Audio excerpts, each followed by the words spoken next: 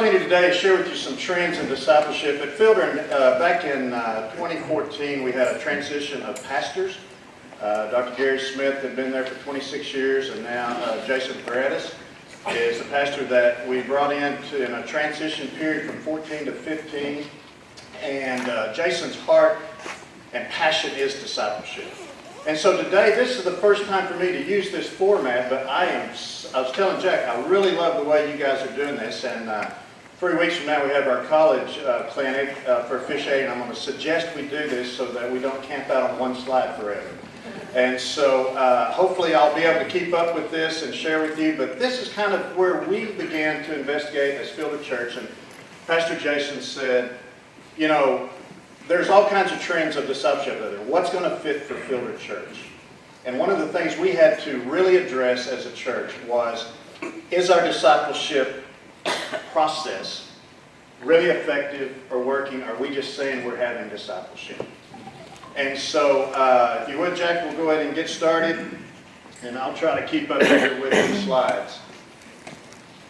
We're just starting time, huh? One of the things we began to look at is how well do we do discipleship. And you'll notice that this Barna survey that we got from 2015 said that only 1 out of 5 practicing Christians are actually involved in discipleship. But the two questions that we began to ask, and felt that every church should ask, is, do you really have a comprehensive plan, strategy, some sort, for making disciples? And then, with the other one. Now, part of the barriers that we found was many of the people in our church said, well, they're just too busy in life. There's also a lack of commitment for discipleship that we found with the Barna and our own survey of our people. But also, there was a lack of clear church leadership with a very clear approach to growing disciples. Notice this slide here. It's very interesting. What do practicing Christians believe is the best way they prefer to be discipled versus the ways we as pastors see as a method of discipleship? Notice especially the one-on-one and the with the group. Then we looked at discipleship resources. And what we found is that never before in the time of the church have we had such adequate, incredible resources for discipleship. But one of the things I want to draw your key to is the 14% of church leaders said that they prefer their own curriculum, or they're really not sure what type of curriculum to be able to use for church.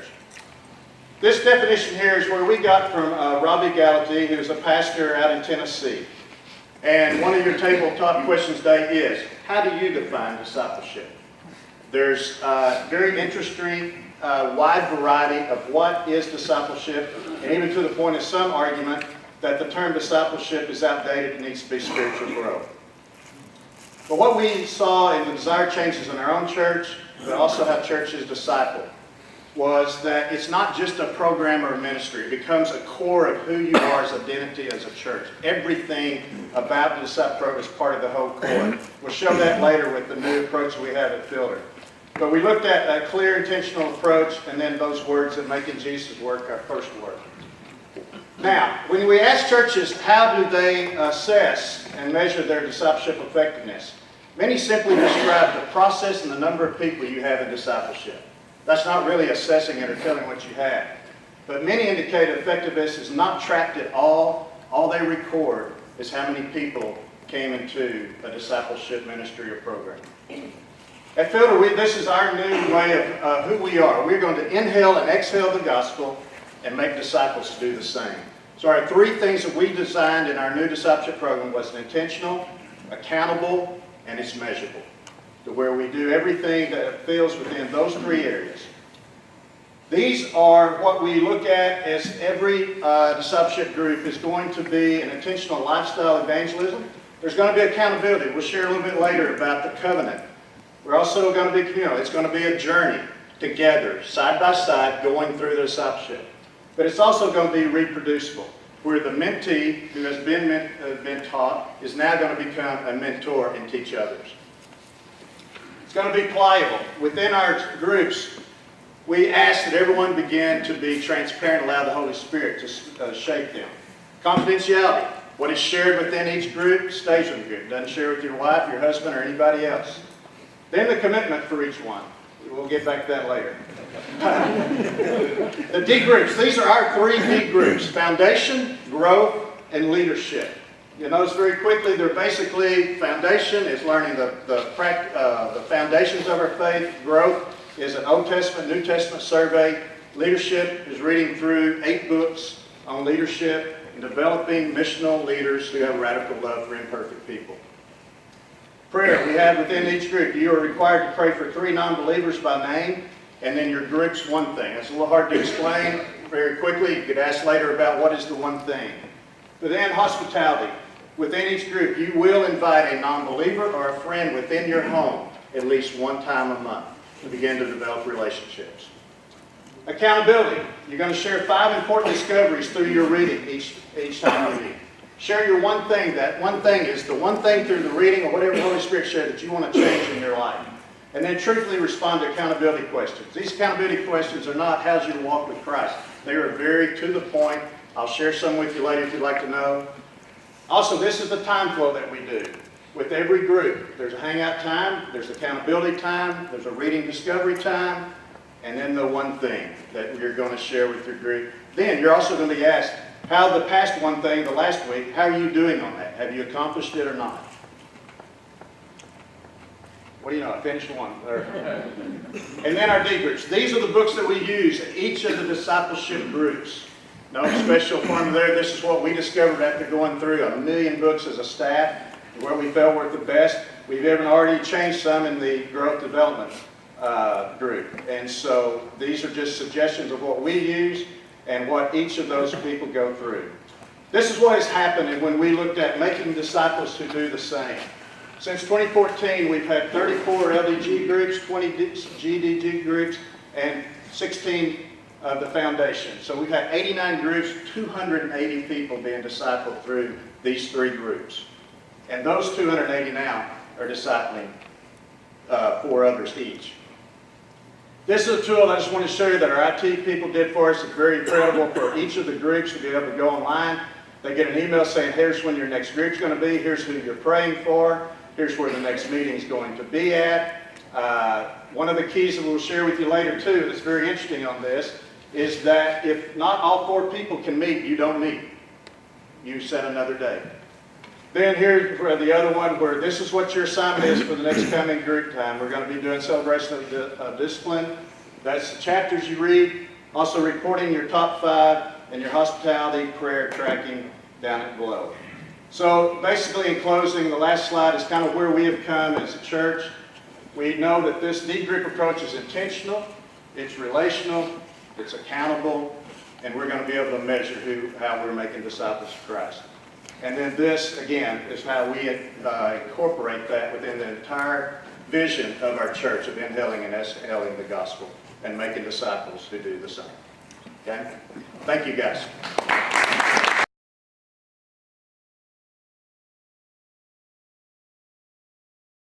The one thing is part of your assignment during the week is you're reading your reading material, and you're going to write down 5 things that you discovered new or was some part of the Holy Spirit speaking to you through that reading.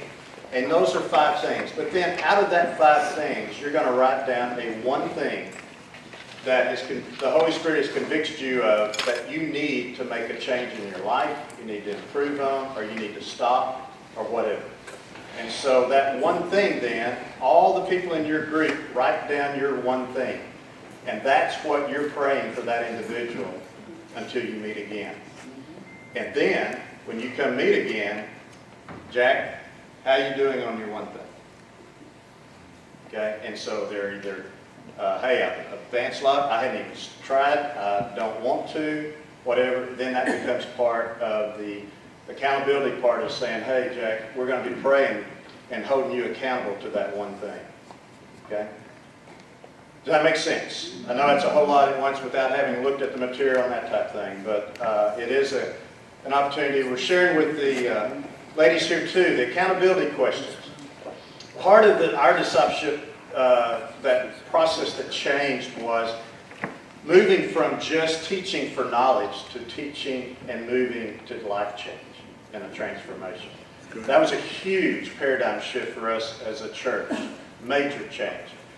The ladies were a little, at my table, they were a little concerned about, wow, you're saying even in the foundation group, people are answering these accountability questions about thought life, their marriage, how you spending your money, how's your health, how's your relationship with your children, how's work doing. They're not just simple, how's your walk with Christ? Prayer life up today. And then the last question, which is difficult, most difficult question of all, is have you lied about any of these to us?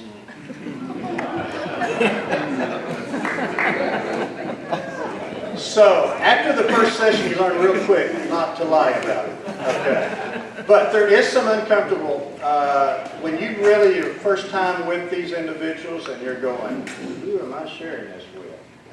But as I shared at the table over here, the group I have right now with these three men, we will be finishing up next month, and after 18 months going through the leadership. I dread the day that we won't be meeting anymore, because these guys have become brothers in Christ. They know the dust falls under my bed, I know theirs, I know their strengths, I know their weaknesses, and from this point on until Christ returns, we're going to be here for each other. And I've never got that through any other type of discipleship ministry. There is a Bible reading plan with each group, but then the books that we listed are also those are part of reading assignment. Also, the groups have a choice of meeting, either weekly for foundation and growth, or they can meet bi-weekly. Leadership meeting is once a month.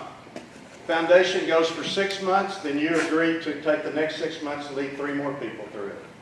Growth goes for 1 year, then you commit to take another year to lead 3 more through growth. And then same thing with leadership. The leadership takes about 18 months to get through it. As I shared, the third book right there at our table, Center Church. Normally, we start having our guys start going a little bit south on us when we get into that one, because it is a very, very difficult book. But as you work through it, there's times of joy when you finally have finished it. Others say, hey, this did open up my heart and mind to things I had not addressed before. We have on our website, if you want to be a part of a D group, you can sign up. Okay. Now you may have 3 men in the church that you already know that you want to disciple. Now that's fine. You can get those 3, but you're going to. There's a covenant, and you're going to share that covenant with before you ever even start. You willing to sign this and commit to it? Intentional accountability, and if not, then we've got other people for you. Okay. Now, as far as gaining the trust, it's a little awkward for the first 2 or 3 sessions, but as you begin to open up, being pliable, listening, and realizing that everybody's there for each other. One of the things is the confidentiality. If the confidentiality is broke, then we have asking someone to possibly, it hadn't happened yet, but it's something that you may not need to be a part of this group then. Okay. The other unique part that was hard for me to do, or I thought might not work, and thinking, man, we're never going to get through this, is the fact that, as I shared earlier, you have 4 people. If one person, if you're going to meet at 6 o'clock on Sunday night, and by the way, one of the things we discovered is we first started meeting in homes and up at the church. We don't do that anymore. We're meeting at Cracker Barrel. We're meeting in restaurants. And the incredible opportunities that we've had from the waitresses and people in the restaurant coming up saying, what are you guys doing? Is incredible. And so, but if one person cannot attend the meeting, you have to reschedule. Just didn't come if you want to and if it's convenient. The ladies asked, me out of our leadership groups, this is my 3rd leadership group. How many, this group, this time, this is our 18th month coming up. Probably been about 6 to 7 times we've had to reschedule. Okay, but basically you just go to the next week or the week after, something like that. Okay, but I thought that might really, we're never going to finish. But again, part of this is it's different from other discipleship approaches we've had. We want you to say you really want to be and grow. Otherwise, don't participate. because this is a covenant you're signing with these 3 other people, and that you're there to minister and to make disciples with each other.